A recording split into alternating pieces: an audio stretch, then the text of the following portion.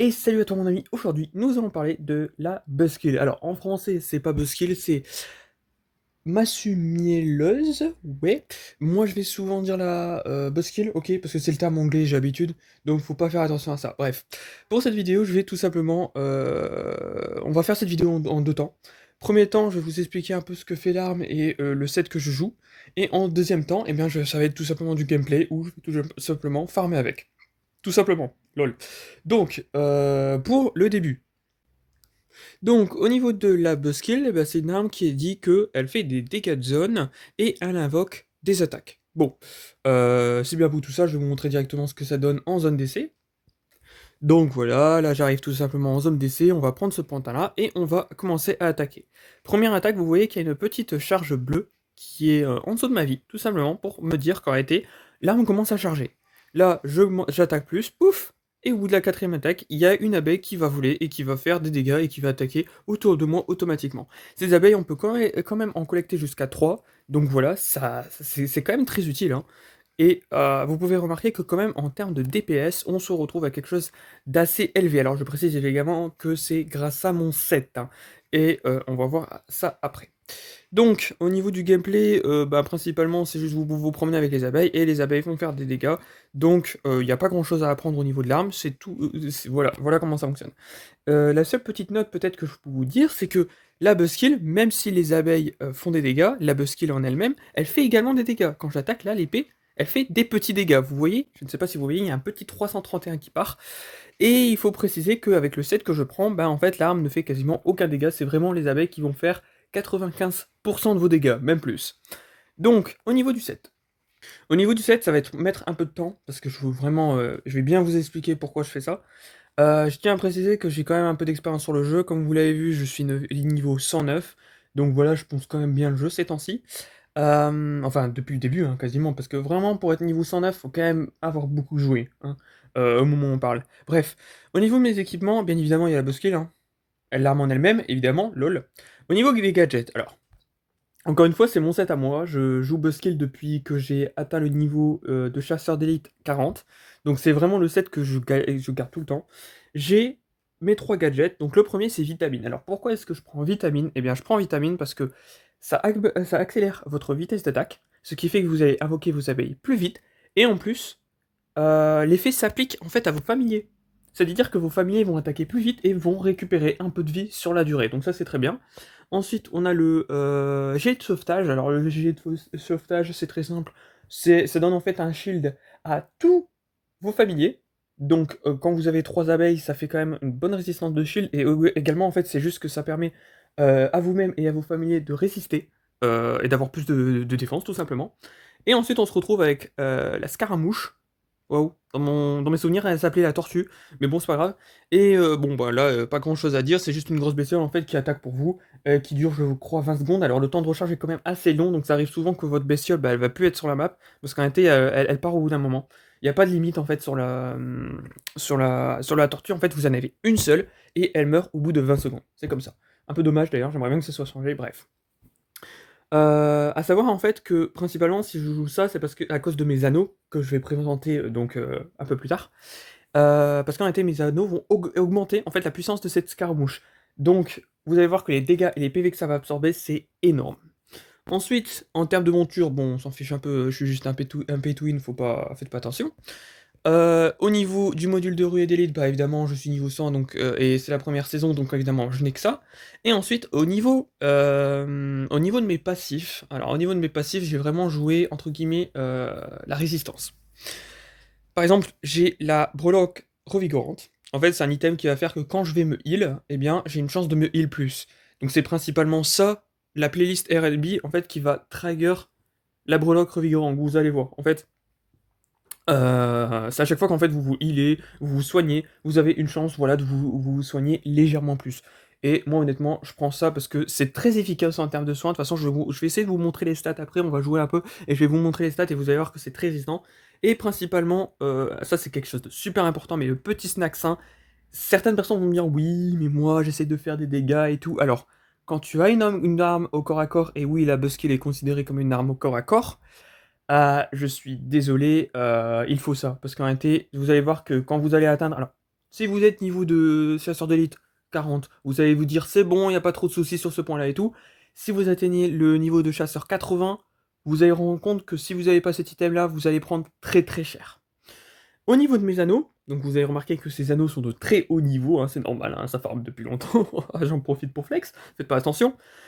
On a évidemment les 3 anneaux de familier, les 3 anneaux de familier, intéressant. Les 3 anneaux de familier, donc qu'est-ce qu'ils font? Anneau sauvage qui va donner en fait une chance de faire des coups critiques. Donc vous avez remarqué que cette chance de coup critique dépasse 100%. Je tiens à préciser que ça sert strictement à rien, hein. Le maximum c'est 100%, vos 30% là vous voyez il y a 30%, 30,6%, ces pourcentages là, ça ne sert strictement à rien. Voilà, vous les perdez, ça sert à rien. Voilà. Mais cette année, en fait, c'est super important parce qu'en réalité, ça va tout simplement augmenter vos dégâts par 3. Tout simplement, parce que vu que vous faites des coups critiques tout le temps, enfin, vu que vos familles font des coups critiques tout le temps, voilà. Je rappelle que le but de ce set sur la buskill, c'est de faire en sorte que vos abeilles fassent énormément de dégâts. Et avec ça, bah, en fait, c'est quasiment. Vous pouvez pas passer à côté. Parce que le truc, c'est que ça fait x3. Multiplier les dégâts par 3. C'est énorme, c'est énorme. Enfin, je pourrais jamais le dire assez, mais c'est énorme. C'est vraiment super important. Ensuite, toujours en termes de dégâts, il y a l'anneau de frénésie qui va augmenter la vitesse d'attaque de votre familier et les dégâts du familier. Ça aussi c'est très important. Alors, les dégâts du familier c'est 216% et ça continue à augmenter au fur et à mesure des niveaux. Cependant, la vitesse d'attaque du familier c'est 30% au maximum. C'est-à-dire que là, même là, si mon anneau il passe niveau 109, eh bien, ce sera 30% au maximum. C'est un truc que je peux pas changer. Et pour finir, l'anneau bestial qui va multiplier en gros les PV de mes familiers par 3. Certains, encore une fois, vont me dire oui, moi je trouve pas ça nécessaire, les familiers sont déjà assez résistants et tout. Alors, moi je te dis tout de suite, Timothée, c'est parce que tu n'es pas de niveau 100. Quand tu es niveau 100, si tu n'as pas cet anneau, tes familiers vont te faire one shot. Voilà. Donc, moi ce que je vous propose, c'est maintenant de pouvoir essayer le set, vu que vous avez compris comment ça se présente, vous avez pu voir tout ce qui se passe. Donc, on va essayer ce set de suite. Alors, je tiens à préciser que, évidemment, bon, je vais pas tricher, je vais pas aller dans un petit monde, parce que sinon, ça serait beaucoup trop facile de vous présenter la buskill. Je vais vraiment vous présenter le dernier monde, d'ailleurs, peut-être que vous l'avez pas déjà vu. Alors, en fait, c'est une refonte d'un autre monde, mais bon, c'est pas grave. Donc, en même temps, j'ai 3 jobs à faire, parce que j'ai pas encore beaucoup joué aujourd'hui, donc c'est parfait. On va s'amuser un peu. Alors, rageur surchargé. Tac, ça, bah, c'est bon, un petit chargeur surchargé qui pop. Hop. Alors moi la technique c'est déjà vous mettez en fait vos vitamines. Parce qu'en mettant vos vitamines, vous allez voir que vos abeilles vont apparaître beaucoup plus vite. Et là vous voyez que je commence à avoir pas mal d'abeilles qui sont là. Alors elles sont difficiles, vu le bazar qu'il y a, c'est assez difficile de voir. Et vous voyez que voilà quand le boss attaque, alors là j'ai quasiment tout perdu. Vous voyez que même avec ma résistance, la résistance que je mets sur mes mobs, sur mes petites abeilles, et bien elles partent quand même assez vite. Donc ça fait un peu peur. Wow. Ça fait du bien ça. Donc, on va mettre le shield. Alors là, le shield, j'aurais pu le garder, mais bon, honnêtement. Le shield, en fait, c'est vraiment pour les gros monstres, pour éviter de perdre vos abeilles trop vite. Et vous allez voir que justement, là, par exemple, je suis pas en combat. Alors bon, là, SVP, je suis pas en combat. Oula, il y a beaucoup de monde là. Beaucoup de monde. On va mettre le shield. Et vous allez voir que là, la tortue, enfin, c'est pas la tortue, je sais pas comment on appelle là, le truc là, il y avait un nom bizarre. Ce truc là, en fait, ça a une résistance tellement élevée que vraiment, ça me sauve la vie à maintes reprises, si je puis dire. Et les dégâts sont assez colossaux, hein. Vous voyez qu'une seule abeille, ça fait 1500 dégâts par coup. Vous savez quoi, on va faire ça, parce que ça c'est un truc, je crois que j'ai un objectif dessus. Et vous voyez que là, en fait, je suis en train de heal mes abeilles en même temps. Donc ça c'est très cool. Grâce à la playlist. Vous vous rappelez là, j'ai un halo de heal autour de moi. Et bien, cette playlist, elle est en train tout simplement, voilà, de soigner mes petites bestioles. Et vous remarquez que grâce à mon anneau qui augmente les PV sur mes abeilles, et ben mes abeilles ont juste 10 146 PV. Voilà, je tiens juste à préciser parce que ça fait quand même beaucoup, hein. Ça fait quand même énormément de PV pour des abeilles. Ouais, et si j'ai pas cet anneau, je crois que les abeilles ont à peine 3000 PV, donc je peux vous dire qu'elles sont one shot. Voilà. En vrai, un jour, il faudrait peut-être que je fasse une comparaison pour que je vous montre un peu ce qui se passe quand vous jouez ça sans anneau. Parce qu'en réalité, le problème de la buskill, c'est que si vous n'avez pas les anneaux, la buskill ne fait aucun dégât. Moi, selon moi, pour vraiment jouer la buskill, vous devez être au moins niveau 60. Parce que c'est à partir du niveau 60 que les anneaux commencent vraiment à être intéressants. Donc voilà. Là, j'essaye de suivre cet esprit baraqué parce que c'est un mob assez rare. Quel bazar. Quel bazar, je te jure. Mais c'est pour ça que j'adore ce jeu. Ok, donc il s'est enfui, donc ça c'est parfait. Et là, on va pouvoir combattre un gros mob. Et vous voyez, ce qui est génial avec les gros mobs, c'est qu'en réalité, les abeilles, elles attaquent à distance, donc elles prennent pas beaucoup de coups, et même quand elles prennent des coups, bah, elles tankent quand même, hein. Regardez. Paf. Alors là, j'ai pas compris ce qui s'est passé. Alors, si, je pense avoir compris ce qui s'est passé, de toute façon, je vais voir le replay après, mais je pense qu'en réalité, j'avais plus beaucoup de vie, et que j'ai joué un peu trop agressif. Mais bon, c'est pas grave. C'est pas grave. Escorter la chercheuse Moko. Bah, tu sais quoi, on va le faire. Des recherches intensives ont lieu sur cette zone. Ah, j'avais pas remarqué. Là, vous voyez encore une fois que là, mes abeilles ont disparu. Eh bien, c'est pas grave, je remets un coup de vitamine. Et là, pour rebuild mes abeilles, entre guillemets. Et là, c'est parfait, j'ai mes abeilles qui sont là. Donc ça va m'aider. Alors, on va quand même aller chercher la chercheuse parce que c'est principal. Oh, il y a un petit écran, enfin un petit... Oh, c'est trop mignon. Bon, là, principalement, on roll sous tout le monde parce que bah, j'ai des alliés qui font aussi beaucoup de dégâts. Mais hop. Oh tiens, surchargé. C'est intéressant de voir ça. Pas d'event surchargé, donc c'est vraiment auto normaux. Je me demande à combien sont les taux de choper un surchargé.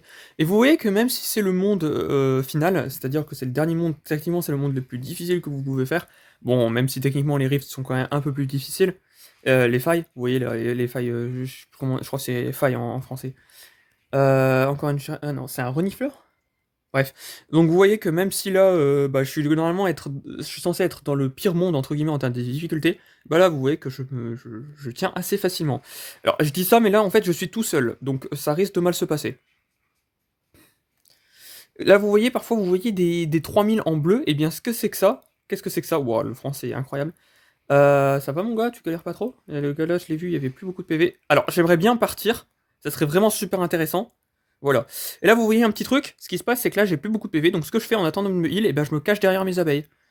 Tout simplement. Et le pire, c'est que je les soigne en même temps. De toute façon, je vous rappelle que le 95% de vos dégâts, bah, c'est les abeilles qui les font.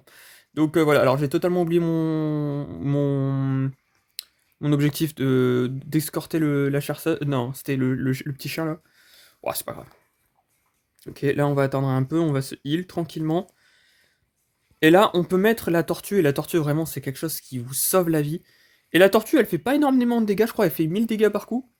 Mais en vrai, le principal de la tortue, c'est pas de faire des dégâts, c'est juste de tanker. Voilà, tout simplement. C'est pour éviter que vous vous fassiez défoncer.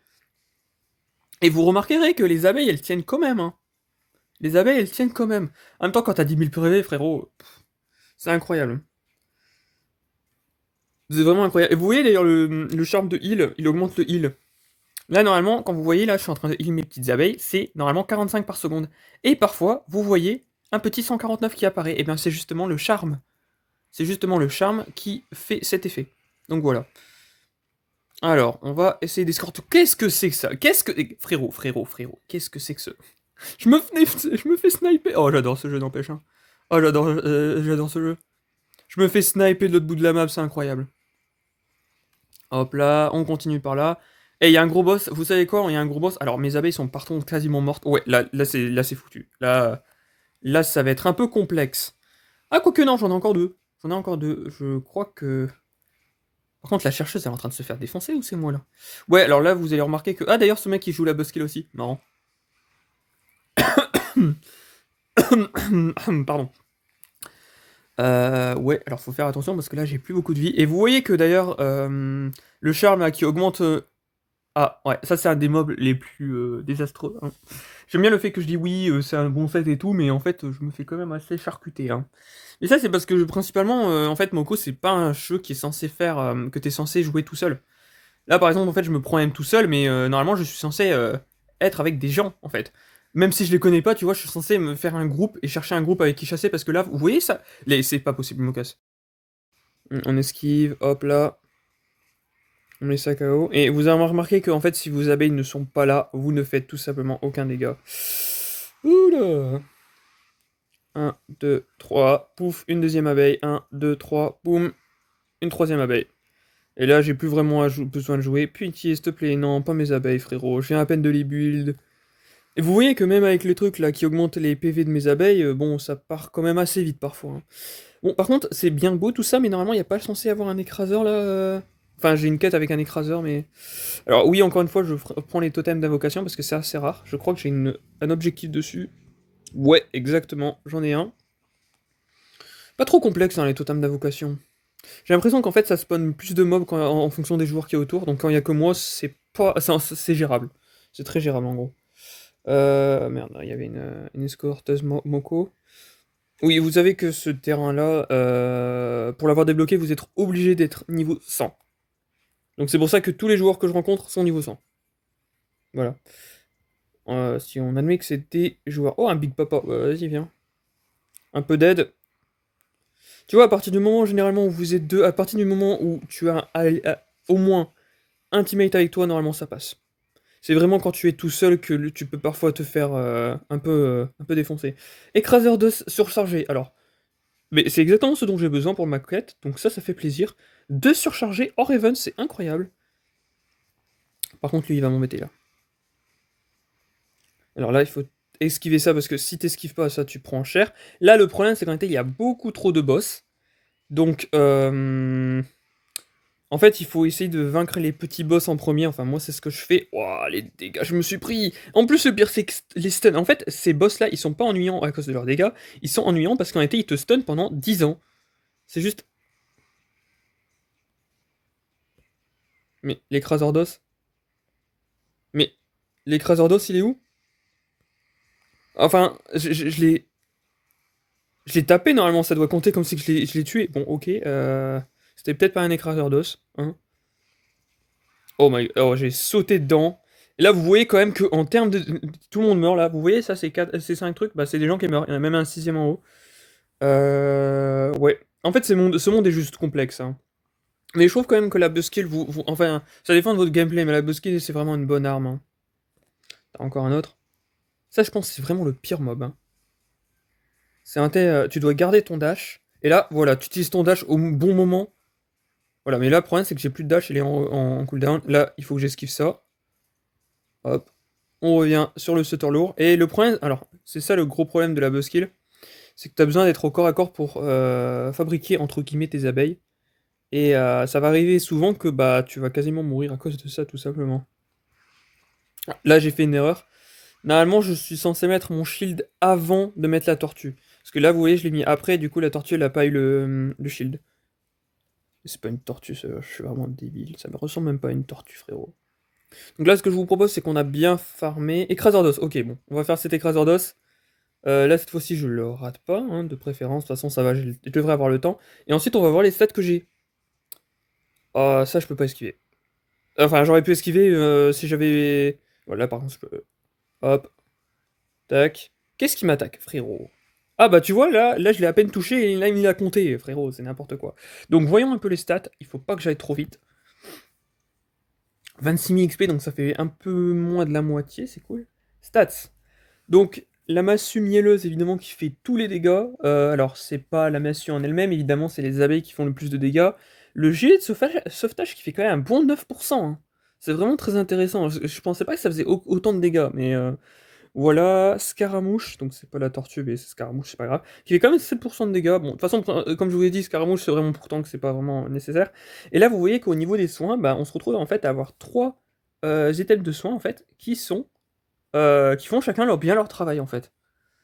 Et ça, c'est vraiment incroyable d'avoir des items de soins enfin, qui partagent leur travail aussi bien.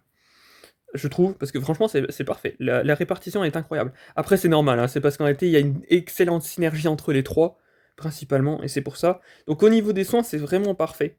Vraiment, le soin, il est vraiment parfait. En fait, c'est vraiment tous les passifs qui vont s'occuper du soin, ainsi que le shot de vitamine.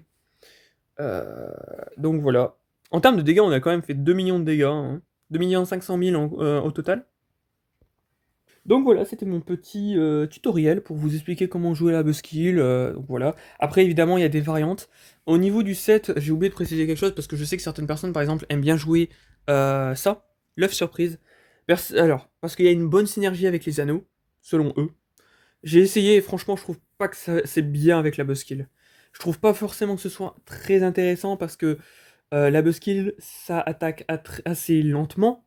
Et en plus, même les chickens, enfin les poulets, même avec tout ça, je suis désolé, les poulets, ça va pas, ça vaut pas le coup. Donc voilà, moi je garde mon charme, tout simplement. Bien, bien, bien. Eh bien écoutez, moi je vous remercie d'avoir regardé cette vidéo, et si jamais vous avez besoin de conseils pour Monko, n'hésitez pas à poster un commentaire, et moi je vous dis à la prochaine!